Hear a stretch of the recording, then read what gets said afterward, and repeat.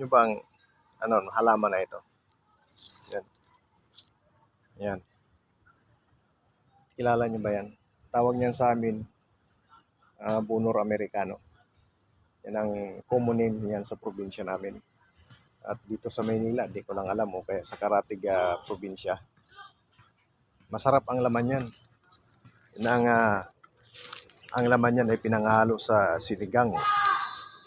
Sinigang na baboy, sinigang na baka, pampalapot ng sabaw yan. Yan. Yan ang puno niya.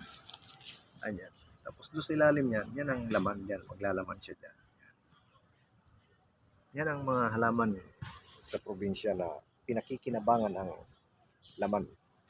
Pag naglaman siya, pinapakinabangan yan. Masarap yan.